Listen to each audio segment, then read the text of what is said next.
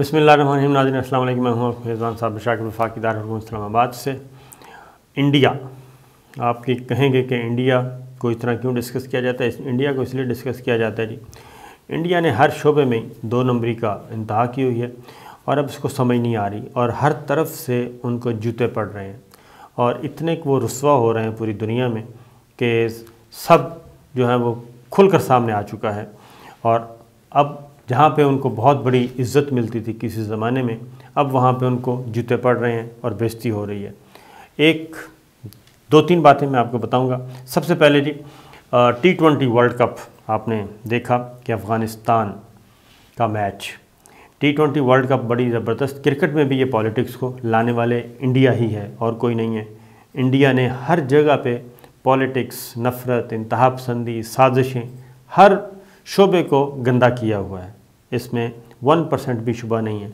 और क्रिकेट को भी इसी तरीके से गंदा किया। और ये जो न्यूट्रल एम्पायर आए हैं, ये भी इंडिया की वजह से आए थे, क्योंकि इंडियन एम्पायर्स जो हैं वो LBW को पी जाते थे, नो बॉल को पी जाते थे। और फिर प्राइम मिनिस्टर इमरान खान जब क्रिकेट के प्लेयर थे तो इन्होंने इस पर आवाज़ बुलंद की थी और गैर जानिबदार एम्पायर, फिर न्यूट्रल एम्पायर का जो तस्वुर आया वो भी इसी वजह से आया था। उसमें भी ये क्रेडिट इंडिया को जाता है।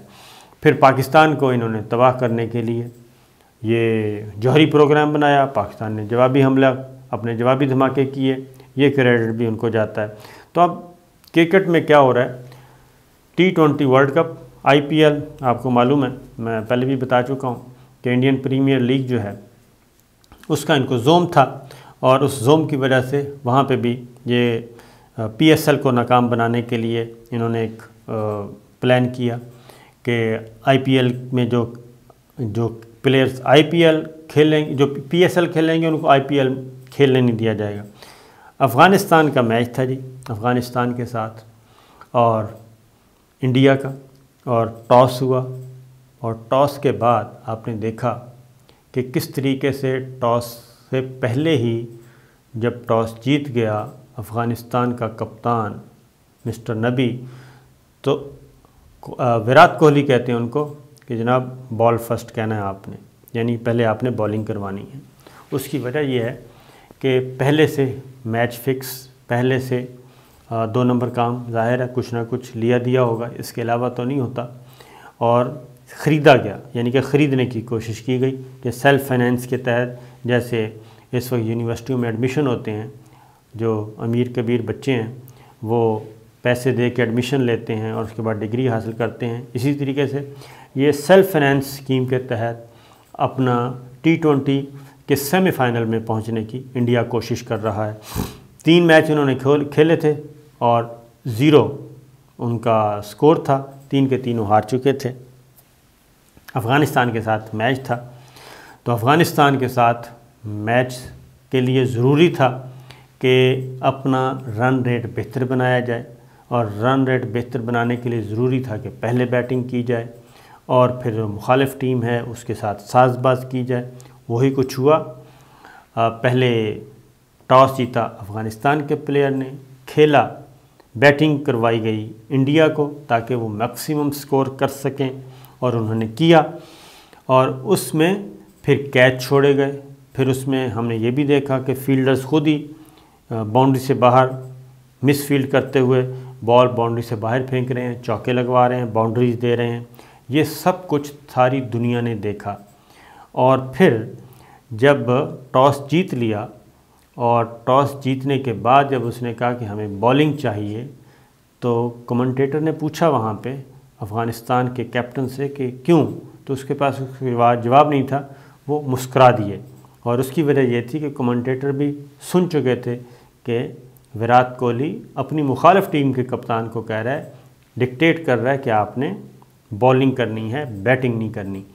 तो मकसद था कि रन रेट बेहतर हो। वो उन्होंने किसी हद तक उसमें कामयाब भी हुए और लंबा स्कोर किया, कम स्कोर पे अफ़गानिस्तान को हराया। और अफ़गानिस्तान के कप्तान ने भी क्या किया कि जो प्लेयर विकेटें लेने वाला था, बाउलर, उसको 1 ओवर के बाद ओवर ही नहीं दिया गया कि कहीं वो दूसरी विकेट ना ले ले। उसकी वजह यह है कि सब के सब प्लेयर्स तो बिकाऊ नहीं थे कुछ प्लेयर्स थे जिनको जो अफ़गानिस्तान के कैप्टन के साथ मिलके ये सब कुछ प्लान कर रहे थे और विराट कोहली उनके साथ राब्ते में था। तो ये सारा कुछ हमने देखा और उसका वाहिद मकसद था कि सेमीफ़ाइनल किसी भी ख़रीदे से ख़रीदा जा सके, ख़रीद के सेमीफ़ाइनल तक पहुँचें। और इस वक्त सूरत हाल है, पाकिस्तान आराम से पहुँच चुका है सेमीफ़ाइनल में। दूसरे ग्रुप से इंग्लैंड पहुँच चुका है। अब इधर न्यूजीलैंड और इंडिया आपस में टकरा रहे हैं।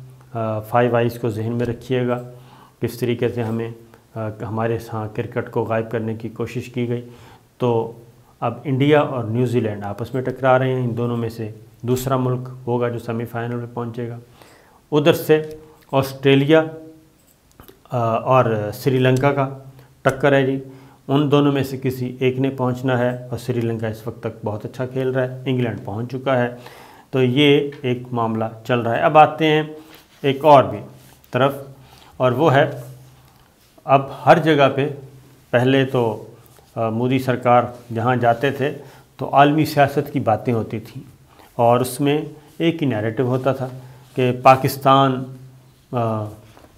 को ब्लेम गेम, कभी ये अफ़गानिस्तान की वजह से, कभी आतंकवाद कहा जाता था, कभी कुछ कहा जाता था।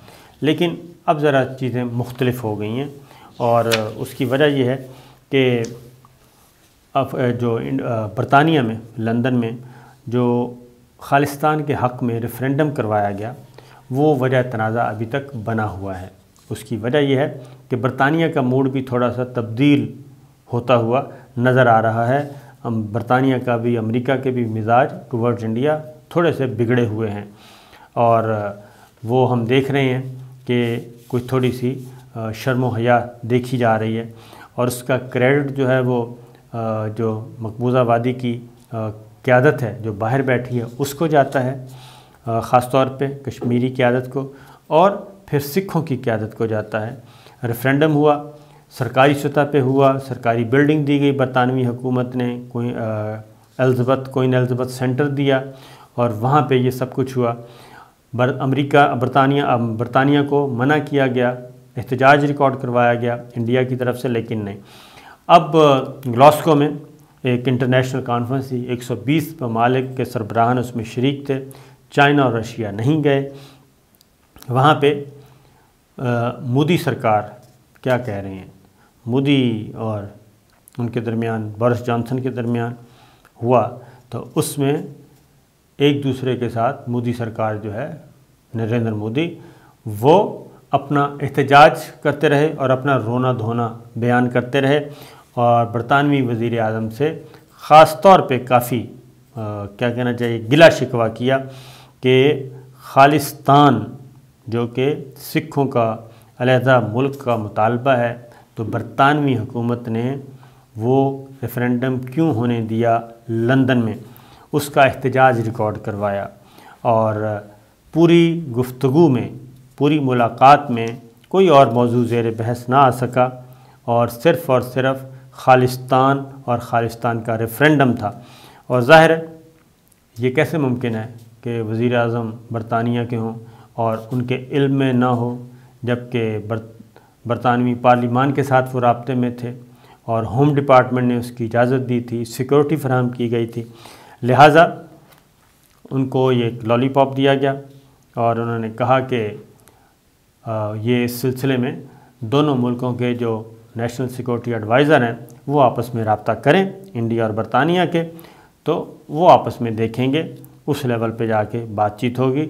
नरेंद्र मोदी को किसी किस्म की कोई यकीन दहानी नहीं करवाएगी, क्योंकि नरेंद्र मोदी का ये मुतालबा था बोरिस जॉनसन से कि भारत के ख़िलाफ़, भारत की सलामती के ख़िलाफ़ कोई भी एक्टिविटी बरतानिया में नहीं होनी चाहिए। बल्कि उन्होंने एक लिस्ट भी दी है खालिस्तान के जो हामी सिख हैं, ओहदेदार हैं। आपको ये बता दूं कि कनाडा भी ऑन बोर्ड है और सिखों ने बाकायदा तौर पे एक जलावतन हुकूमत कायम की हुई है, खालिस्तान की एक हुकूमत कायम की हुई है और उनके ओहदेदार मौजूद हैं और कनाडा भी उसको एंडोर्स करता है और बरतानिया भी करता है, यूरोप भी करता है। ये भी चीज़ें मौजूद हैं। ज़ाहिर है मगरबी ताकतें हैं वो अपने मफाद के लिए ये सारा खेल खेलती रहती हैं। भारतीय शक्ति खारजा ने कहा है कि जी भारत और बरतानिया के कौमी सलामती के मुशीर इसी महीने के आखिर में मुलाकात करेंगे, जिसमें बरतानिया में सरगर्म खालिस्तान रहनुमाओं के बारे में बातचीत की जाएगी। और 2 रोज़ पहले रेफरेंडम हुआ था और रेफरेंडम के नताइज भी आए थे और 30,000 अफराद जो हैं वो इसमें शरीक हुए थे और उन्होंने खालिस्तान के हक़ में वोट दिया था। अब ये देखें, मकाफ़ात अमल है कि यही इंडिया और यही बरतानिया और यही यूरोप क्या करते थे कुछ अर्सा पहले तक, जब 9/11 के बाद सो कॉल्ड जंग चल रही थी, दहशतगर्दी के ख़िलाफ़ जंग, तो उसमें क्या करते थे, हमारे भगोड़े जो हैं यहाँ से, जिनको पाकिस्तान की फोर्सेस ने मार भगाया, जो इनके परवरदा थे, उनको इन्होंने सियासी पनाहें दी हुई थी और उनको पाल रहे थे हमारे मगरबी मुल्क भी और इंडिया भी। बहुत सारे ये भगोड़े जो हैं वो फ़रार हुए हैं, फरारी कैंपों से इंडिया गए, दिल्ली में बैठे हैं। वहाँ पे कौमी जो टेलीविज़न है, उनके प्राइवेट टीवी चैनल्स हैं, वहाँ पे उनको बढ़ा चढ़ा कर पेश किया जाता है उन सारे भिगोड़ों को। तो अब मकाफ़ात अमल चल रहा है, वही जो पाकिस्तान के ख़िलाफ़ इल्ज़ाम लगाते थे दरअंदाज़ी का, अब वही मकबूज़ाबादी की क़यादत, वही कश्मीर का मसला बरतानवी पार्लिमान में बहस हो रही है, यूरोपीय पार्लिमान में बहस हो रही है, अमेरिका की जो कमेटियां हैं पार्लिमान की उसमें ये बहस हो रही है और उनको बुरा भला कहा जा रहा है। और अब खालिस्तान का मामला दिल्ली के गले की हड्डी बनता जा रहा है और अब बरतानिया के साथ ये मामला उठाया जा रहा है कि जनाब हमारे साथ हमारी मदद फरमाएं और इनको रोकें। लेकिन मेरा नहीं ख्याल कि जिस हद तक चीज़ें आगे निकल चुकी हैं कि ये वापसी हो सकेगी, बल्कि सिख जो हैं वो बहुत ज़्यादा पुरुम्मीद हैं कि बहुत जल्द वो इस रेफरेंडम को यूरोप तक लेके जाएंगे, फिर अमेरिका में होगा और आहिस्ता आहिस्ता उनकी कोशिश है कि उनकी जलावतन हुकूमत को अक़वाम मुत्तहिदा तस्लीम करे और वो अपना काम आगे जारी रख सकें और अपना अलहदा वतन लें। तो ये है इंडिया का हाल, हर 2 नंबरी करके देख ली, लेकिन ज़वाल पज़ीर है। इजाज़त दीजिए, अल्लाह हाफ़िज़।